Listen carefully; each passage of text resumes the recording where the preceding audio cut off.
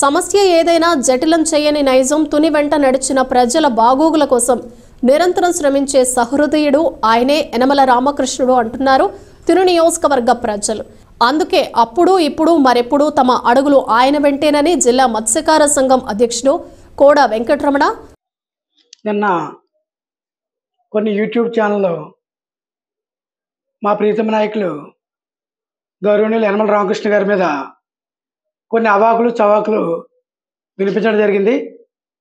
దాన్ని ఈరోజు తొండంగి మండలం తీర ప్రాంత మత్స్యకారుల తరపున ఇక్కడ మత్స్యకార గ్రామాల్లో 16 గ్రామాల పెద్దలందరూ కూడా సమావేశం అవడం జరిగింది. మా నాయకుడు ఎప్పుడూ కూడా మచ్చలేని నాయకుడు, ఎటువంటి కరప్షన్ కూడా ఆయన చేయలేదు. ఆయన రాజకీయ జీవితం 42 సంవత్సరాల రాజకీయ జీవితంలో ఈరోజు కూడా ఎవరితోని కూడా చేపెట్టి చూపించుకోలేదు.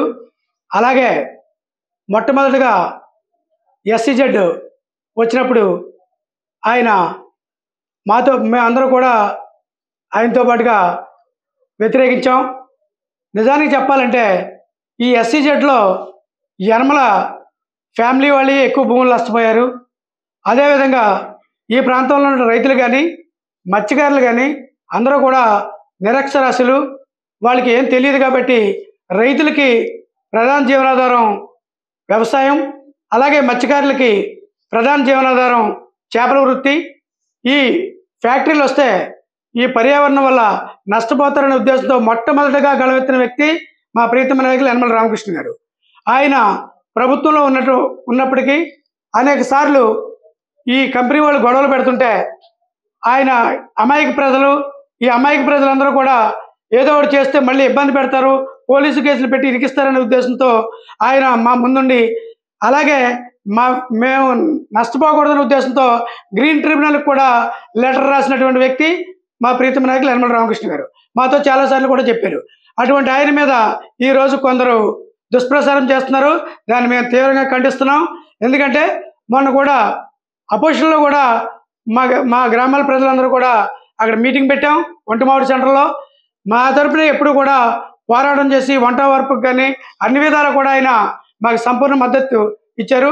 ఇప్పుడు ప్రభుత్వంలో ఉన్నారు కాబట్టి ఆయన మేము ఎప్పుడు కూడా వెళ్ళి ఇక్కడ రైతులు కానీ మత్స్యకారులు కానీ అందరూ కూడా మేము ఈ పొల్యూషన్ వల్ల మేము ఇక్కడ జీవనోపాధికి నష్టం వస్తుంది కాబట్టి మాకు న్యాయం చేయాలని చెప్పి మేము ఈ గ్రామాల ప్రజలు, రైతులు అందరూ కూడా మత్స్యకారులు అందరూ కూడా వెళ్ళి ఆయనకి వినించడం జరుగుతుంది. మా యొక్క బాధలు చూడలేకే ఆయన బాబు గారికి లెటర్ రాశారు తప్ప ఆయనకి వేరే దురుద్దేశం కానీ ఎవరి దగ్గర కమిషన్ తీసుకోవడం కానీ ఆ నైజం కాదు. రామకృష్ణ గారు ఉన్నట్టు ముఖమే చెప్తాడు. అది ఏం బాధపడినది అప్పటికే బాధపడతారని కానీ ఇంకోటిని కాదు. ఆయన ఏదైనా చేయాలని అనుకుంటే ఆయన చేస్తాడు. అంతేగాని 82 నుంచి కూడా ఆయన పదవులు వచ్చాయి. 5 సార్లు ఎమ్మెల్యే, 6 సార్లు ఎమ్మెల్యేగా వరుసగా ఒకే నియోజకవర్గం నుంచి గెలిచిన వ్యక్తి వేళ్లలో లెక్క పెడితే చంద్రబాబు నాయుడు గారు కానీ అలా కొందరు 2-3 ఉన్నారు. అంతే తప్ప రాష్ట్రంలో మళ్ళీ 2-3 సార్లు అక్కడ మార్చడం వల్ల, క్యాండిడేట్ మార్చడం వల్ల, అక్కడ ఉన్న పరిస్థితుల వల్ల ఓటమి పాలయ్యాడు. మళ్ళీ ఇప్పుడు వాళ్ళ అమ్మాయిని తీసుకొని వచ్చి ప్రజల్లోకి వెళ్ళి మళ్ళీ అఖండ మెజార్టీతో గెలవడం జరిగింది. ఆయన ఎవరి దగ్గర కూడా రూపాయలు లంచం తీసుకున్నట్టు నేను కూడా ఫస్ట్ నుంచి పార్టీలోనే ఉన్నాను. నేను ఇప్పుడు జిల్లా మత్స్యకారు టీడీపీ అధ్యక్షుడిగా ఉన్నాను.